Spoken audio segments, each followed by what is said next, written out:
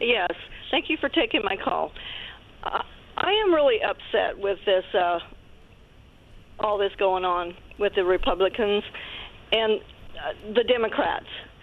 The Democrats are getting away with murder, and this is getting really ridiculous. Ever since Trump has become Carol Jean, I'm going to stop you there for a moment. Paul Manafort's attorney coming before the microphones, presumably. We'll listen. You may have heard that the jury reached a verdict on only 8 of the 18 counts. On 10 of those counts, they did not reach a verdict. Mr. Manafort is disappointed of not getting acquittals all the way through or a complete hung jury on all counts. However, he would like to thank Judge Ellis for granting him a fair trial, thank the jury for their very long and hard-fought deliberations. He is evaluating all of his options at this point. Thank you, everyone.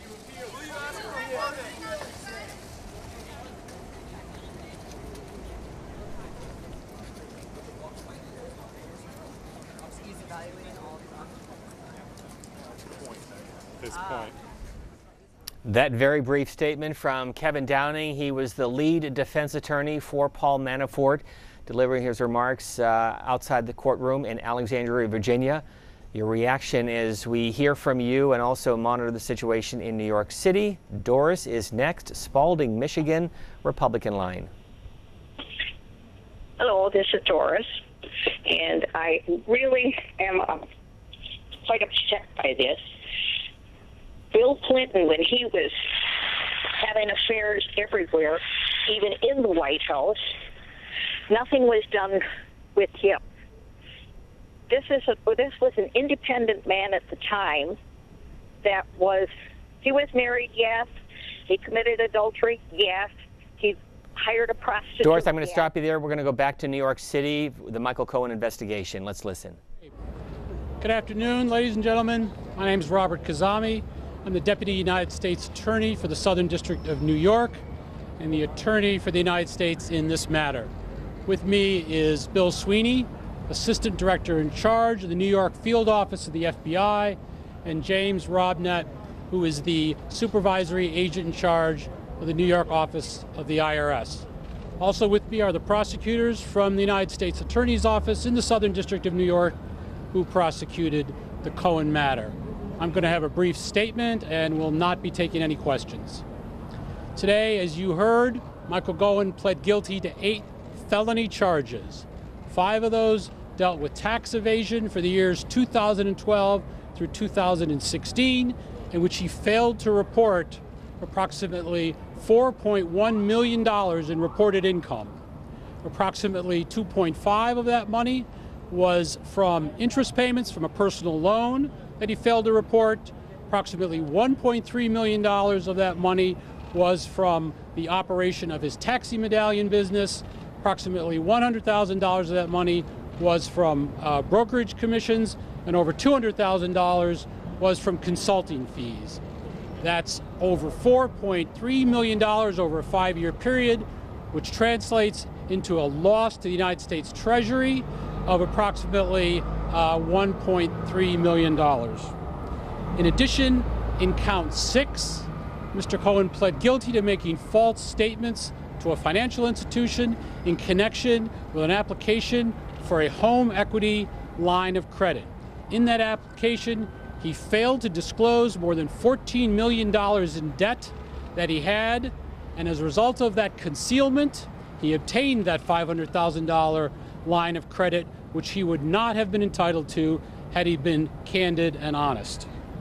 In addition, Mr. Cohen pled guilty to 2 campaign finance charges, one for causing an unlawful corporate contribution, and a second one for personally making an excessive personal contribution, both for the purpose of influencing the 2016 election. In addition, what he did was he worked to pay money to silence 2 women who had information that he believed would be detrimental to the 2016 campaign and to the candidate and the campaign.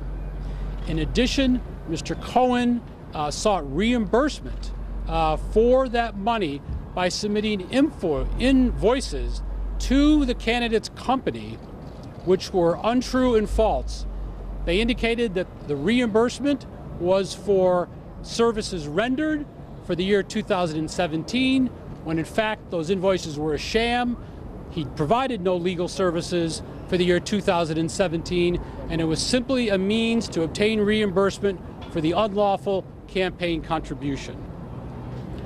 A couple of points I'd like to make. First, these are very serious charges and reflect a pattern of lies and dishonesty over an extended period of time. They are significant in their own rights. They are particularly significant when done by a lawyer who, through training and tradition, understands what it means to be a lawyer, to engage in honest and fair dealing and adherence to the law. Mr. Cohen disregarded that training, disregarded that tradition, and decided that he was above the law, and for that he was going to pay a very, very serious price. With respect to the campaign finance violations, the campaign finance laws are designed to prevent the use of illegal money in elections and to maintain the integrity of those elections. Mr. Cohen made guilty pleas for those campaign violations, and those are core violations. And what he did was, these pleas remind us that it is illegal for corporations to make contributions to candidates, and it is illegal to make contributions in excess of the amount that Congress set for individuals. That is a strong message today, and we will not fear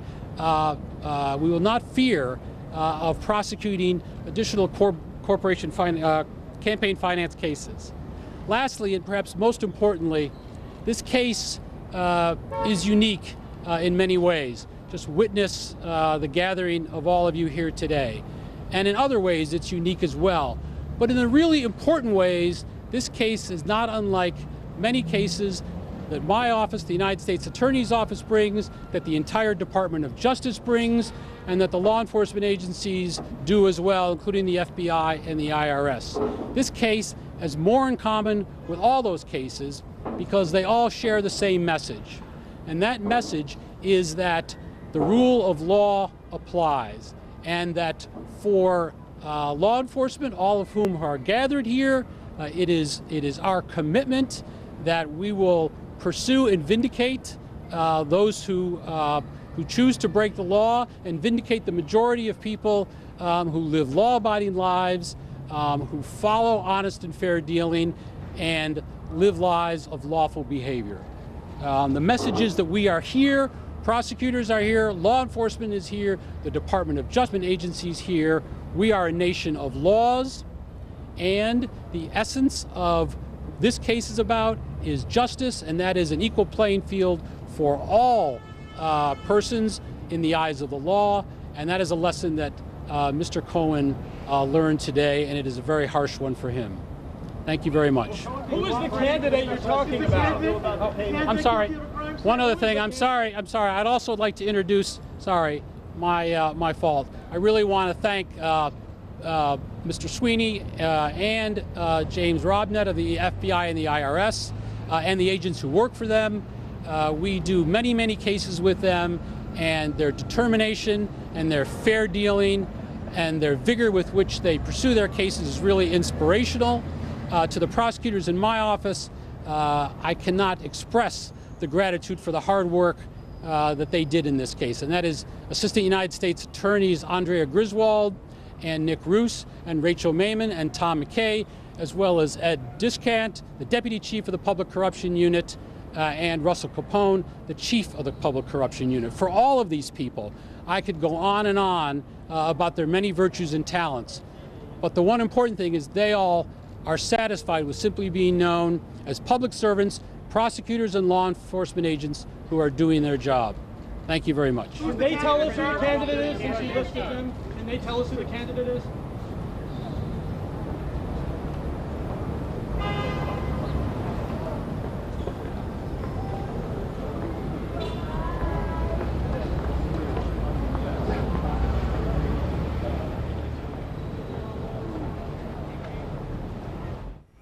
You are listening to Robert Kuzami. He is the Deputy U.S. Attorney for the Southern District of New York as we look at a live scene outside the federal courthouse in New York City.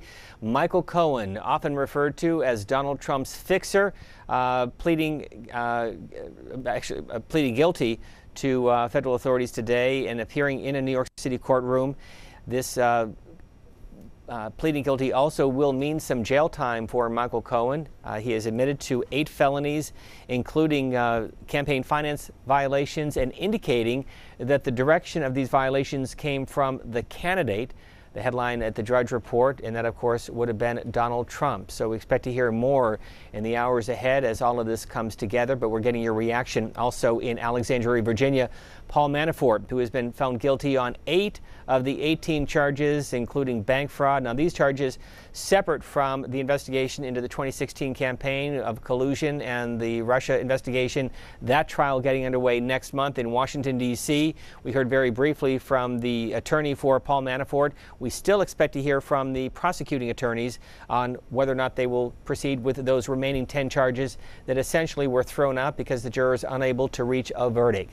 We're getting your reaction here on C-SPAN.